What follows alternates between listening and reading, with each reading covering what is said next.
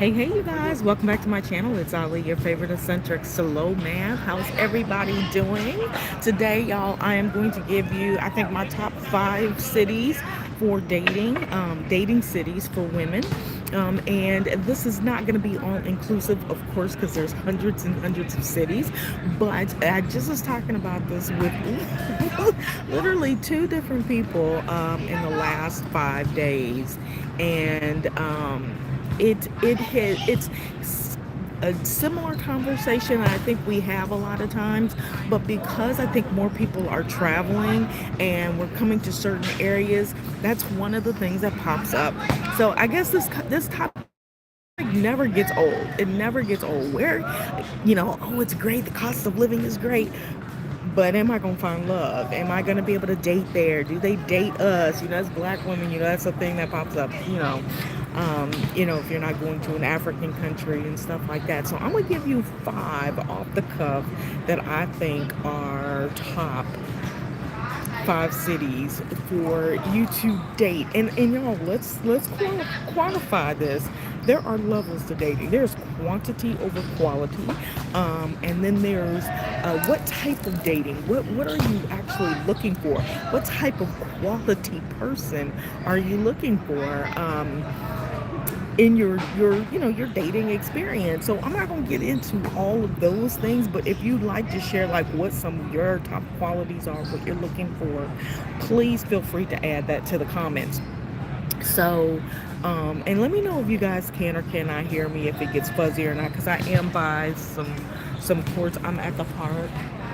And this is like one of the things that I think is adds makes a plus in dating, is when you're in communities where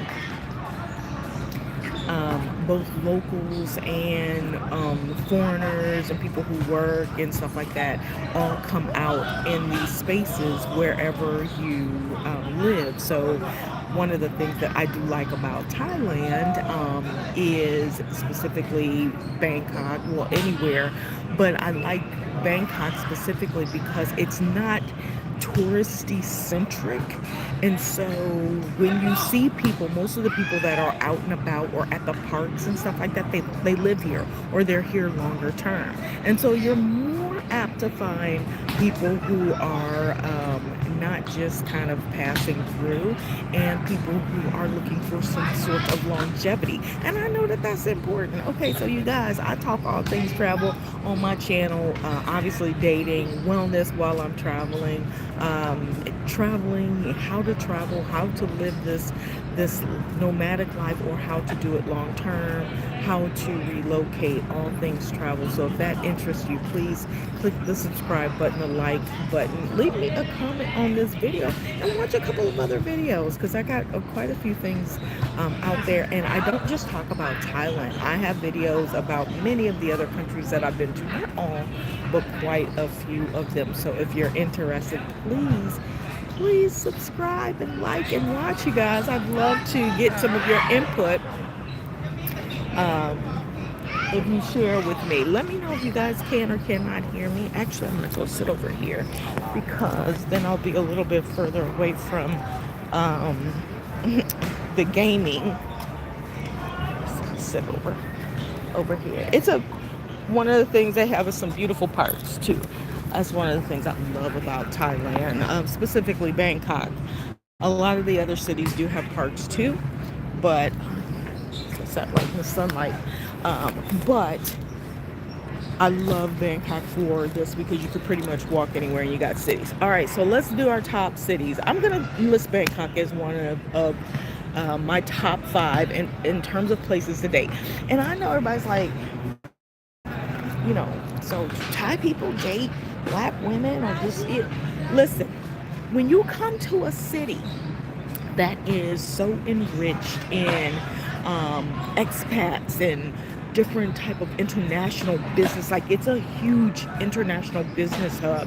And so when you come to places like this, you're not just going to be dating locals. And oftentimes, especially my demographic, we may not date a lot of Asian men, like Southeast Asian. Now, if you go to the north, you date more Northern Asians, and they do like our um, demographic as well. Trust me, I've been there. But that's one of the things that I think people fail to understand is when you're in a place that has, I mean, like, the population, foreign population here in Bangkok alone is one of the reasons why when I finally sat down here, I actually really liked it, because there's such a nice mix of people here. So yes, I think it is a great place to meet people. It's a great place to date. It's a great place to use the apps to kick things off or do organic things. Like every day, 5 o'clock, all of the parks get busy. People are walking and running, so you'll see lots more crowds. So if this is something that you're into, wellness, you are apt to find people. Benja Kitty Park has something in the evenings, like once a week. I think it's on Sundays or Mondays. I'm gonna go because it's one of those things where everybody walks or runs, and like people meet up. Like it is known to be a time of day where you get to meet other people. So that's something you can do. And I always say just going and doing the things that you love, you will organically meet people a little bit easier. So when you're in a big city like this and there's just so much to do, there's malls, there's restaurants, there's bars, there's coffee shops, there's activities. Um, there's so many things to do in Bangkok. It sits very high on on my list of places where you can find, meet different people for different levels of dating. All right, so that's number one. My second city I'm going to say is, I'm going to say Nairobi. And Nairobi wasn't my favorite city when I was in Kenya. It was actually Diani Beach. But if you want to be in a place where you actually get to, experience this kind of like this same atmosphere where it's more of a city feel, but it is kind of broken down, like kind of suburban, with the different areas within Nairobi. But there is a huge expat community there, a huge African American expat community there, and so if that's more your vibe, it's fantastic for that. Lots of events. I used to go to a comedy show like every week, and they have different types of events and big kind of open dining areas where everybody comes out. So it's so easy. It's really easy to meet people. Like they're not big on their malls like Bangkok is, but they're bigger on activities and being out in nature and walking outside, and they eat out a lot, and so there's lots of community kind of things that you can do. So I'm gonna give Nairobi.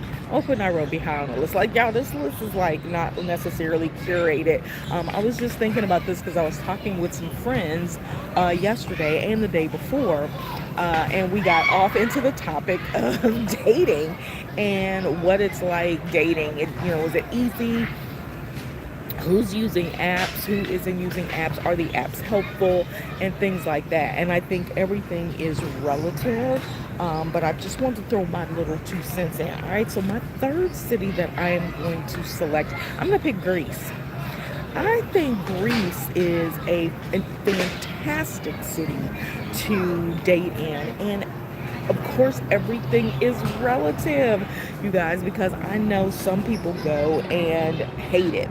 I know, but that's the same thing. Like before last year, when I came to Bangkok, I've been to Bangkok 3 or 4 times before last year and had never had a desire to actually stay here long term until last December. And for whatever reason, my headspace was different. And so this was like, like it grabbed me, and I was like, oh my God, this is what I want. This is like the vibe, the energy, the access that I want. And so Greece can have that same kind of feel too. And I know a lot of times we go places and we're not necessarily treated the best. So it's relative, but this is my experience, y'all. Um, the men are quite interested. Um, and we could talk about the dynamics of some of the uncomfortable situations that happen, but that's not for this video. I'm just naming 5 cities that I think are really good for dating. Um, but very open and forward men, like they literally are really good with being upfront and complimenting you or just talking to you when you're out and about. Which doesn't necessarily mean, because I know when I say dating and stuff, people are like, yeah, but they're not going to marry you, they're not going to take you home. And I'm like, well, that's relative. Maybe, maybe not. We say the same thing in America, and there's a lot of interracial couples, or not even interracial couples, but just because you don't have to, I'm just saying women, not necessarily black women, dating. But yeah, there is opportunities, I think, to have some initial conversations, meet some people, and decide if it is going to be something that you're going to do a little bit longer term. All right. So Greece is one that I would say. So let me pick a city, because I said cities and not country. So if I were to pick, I'm going to pick two. I'm going to pick two. I'm going to pick Corfu.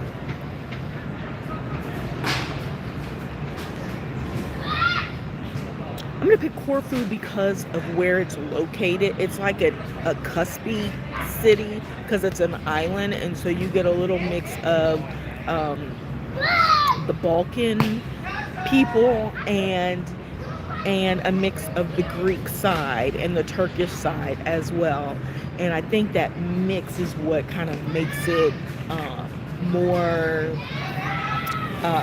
open for dating, right? These are some like not non common places that I'm naming. I'm sure somebody's gonna be like, nah, Lee.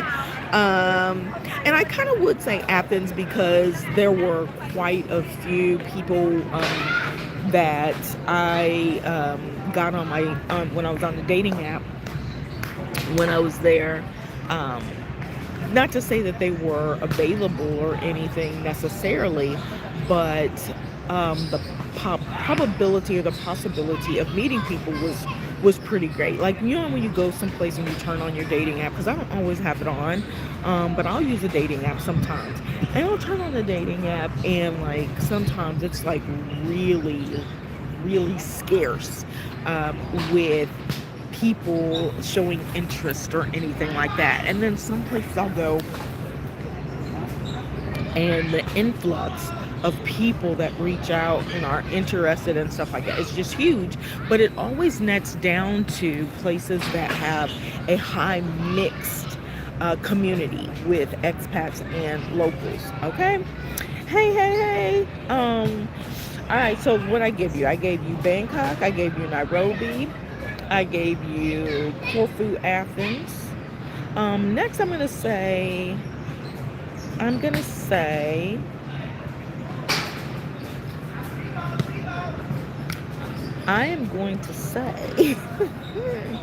because I'm trying to think of places where I've had really good experiences. And Bangkok wasn't necessarily, yeah, Bangkok is probably a good experience. Let me think. I want to say Albania, because Albania and Turkey. I want to kind of put them together, but I shouldn't. Let's just maybe that's gonna be my 5. I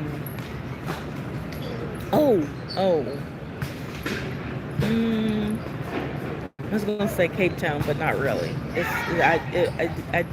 There was a lot of, yeah, okay, so we're going to scratch Cape Town. So I'm going to say Albania. And one of the reasons I'm going to say Albania is not necessarily that you're going to meet the love of your life or anything like that, but to hang out with people who, are really different. So again, a Balkan country, but they're really fun people, really cool to meet people, and really open with sharing the history because it is so fresh. in terms of them just recently, over the last 30, 40 years, regaining independence and getting, ooh, excuse me, out of another war. So they're fairly new, but they are so open and inviting to just anyone in general, and they will hang out with you. And I'm not saying these are like, everybody you meet is like high end. It all depends on where you go, where you center yourself, the people that you end up hanging out with. Like, obviously, if you're just walking around, you may pick up anything, and that's not what you want. You actually want to be in more prestigious areas, which is one of the reasons why I really, really say Bangkok, because you have high end here, all the way to, you just want to have somebody to say hello to and sit in the park with. And so that's why I like places that are more established, so to speak, because of what I'm looking for. And so Albania is up there because it's up and coming, but it is becoming a very high expat foreigner location. So between Tirana and Durrës, those are the two areas that I probably like the most. Those two areas, you have a lot of movement, and it's so easy to move around. So I don't know if that's why there's just more access, and just friendly people in general. I'm not gonna say Turkey. I kind of was gonna go with Turkey, but I'm not gonna go with Turkey. Let me think of another one that is a good dating place. You know what? I'm gonna actually say Dakar, Senegal. I wasn't gonna say Senegal at first, but I would say it is a really good dating place if you enjoy. So I'm only listing places that I've been, because I know somebody's like, well, what about Ghana? I haven't been to Ghana. What about Nigeria? I haven't been to Nigeria. So I'm not gonna list those. I'm only listing places that I've been and that I've had like some experience meeting people, and you know again, everybody's level of what is quality is going to be slightly different. I wouldn't say it is the exact place that I prefer, but there was lots. There was an abundance of people who were interested in going on dates. What that means is, in and of itself, a whole nother conversation. But I found that it was quite plentiful, quite plentiful there, and it was I think because it was such a mix of foreigners, expats, locals, and everybody like in that business mentality. Or maybe it was just the area that I was in, which is a nice touristy kind of mixed area. Hey you guys, hey, Ariana.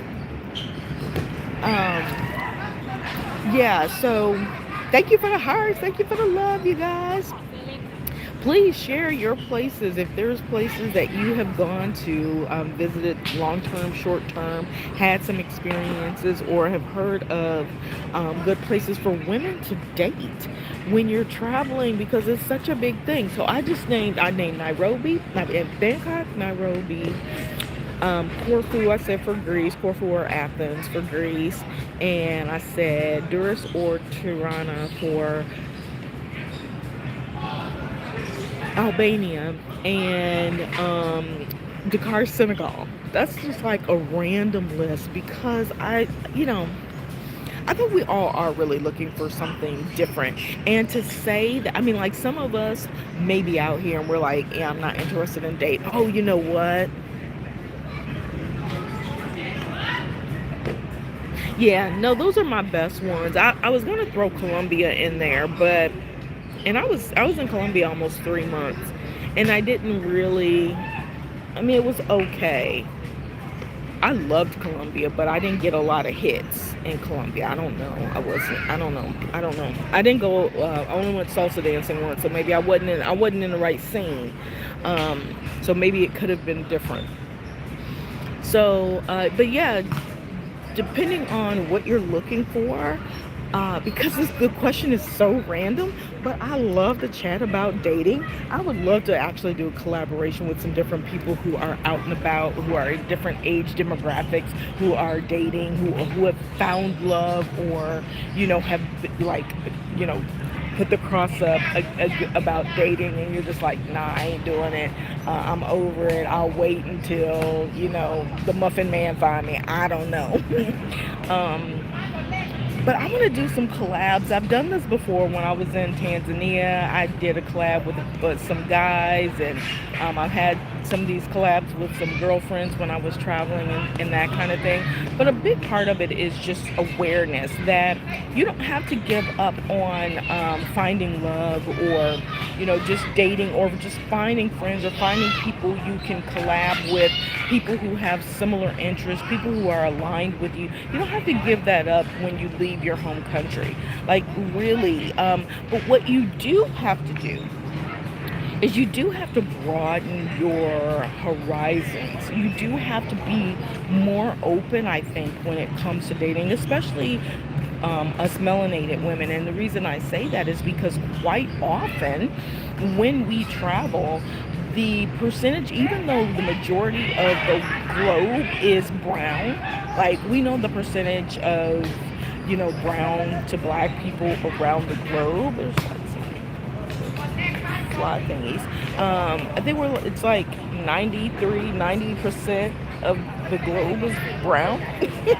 Not necessarily saying black, but there's differences in culture and things like that. And so that's what I mean by being open. It's not necessarily, oh, you gotta, a black woman has to date, Caucasian people, or, you gotta have an Asian. I mean, you may find other people who look just like you, but for the most part, if they're not American, they're going to be from somewhere else. And so there are going to be cultural differences.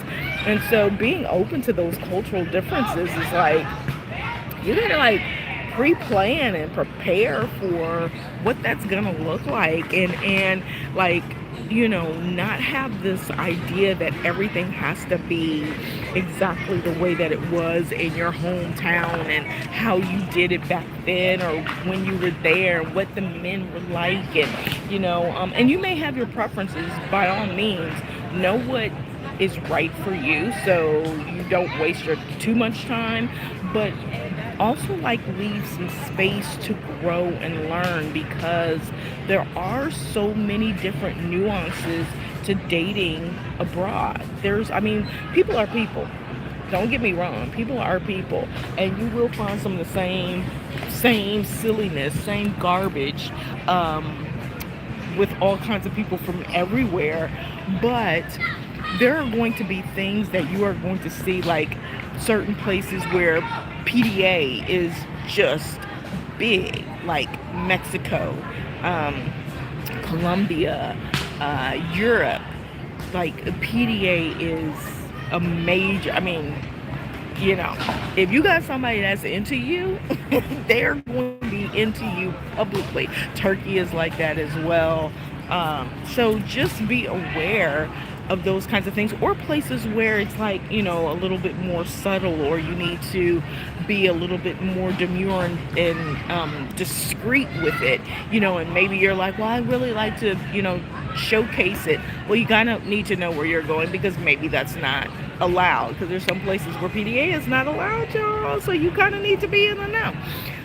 But just being open to the experience, and the different people, even if, like, let's say you're doing a dating app, and I can't even tell you which ones, because I've only done a couple of them, and I've heard of some new ones that, like, I have never even heard of before. So I don't know which dating apps are the best, but I have been told that if you're paying for it, or at least if you're going to be on a dating app, at least do one where you pay for it, because you're going to get better results. I'm going to agree with that. But sometimes the apps are also good for making friends, meeting people. One of the apps allows you to go into friend mode, where you meet people who are like other solo travelers and things like that, and you can meet up and or it could be related to work and people who are in the same industries that you're in and things like that. So there's so many different ways to engage and meet people and have these types of enriching conversations that may lead to something else, or at least maybe even partnerships or just really good friendships, because that's one of the things that I think people are afraid of. We tie the physical intimate relationships kind of to everything, but in essence we also need just connection. We need to meet with people that we connect with, that we are aligned with, that we can have conversations with, and that's one of the reasons why I also say find a balance between locals and expats. And I know a lot of times we're like, oh, I don't want to deal with expats and that kind of thing. But you will find it if you don't know the local language and it's not English. Being able to have people just have regular open conversation with, where you could just be fluid and just share things, sometimes is a real plus. And I know a lot of times that's one of the drawbacks to traveling long term, because people will say, yeah, it's cool using the apps and stuff to talk to people is great, but sometimes it does impede your ability to have like really good fluid conversations, right? So I'm just keeping it real. It's something to be aware of, something to note. So yeah, those are gonna be my 5 cities, you guys. Let me know what you think. Share some of your cities with me and some of your thoughts, and which apps you use, if you use any apps, you guys. So that's it. I'm gonna show you guys a little bit of the park. This is a park that I come to a lot. They have a fountain over here that they'll turn on, but you can walk all the way around it. People run on the track. It's on the outside. It's a skateboarding thingy, and then they also do exercise on the other side. They've got the little gym thingies over there. They've got one over on this side, and then the courts where the guys do the little pickleball thingy. So this is one of the smaller parks, but it's always, you can meet people just in passing and saying, what's up, kind of thing. So anyway, and then there's an IKEA right over there in that building. So just to show you a little bit. All right, y'all, I'm gonna get out of here because I gotta go and pick up a few things and get out of this park, because these mosquitoes are eating me alive. All right, y'all, I'm gonna get out of here. Y'all know the drill. Toodles and noodles. Peace and hair, grace.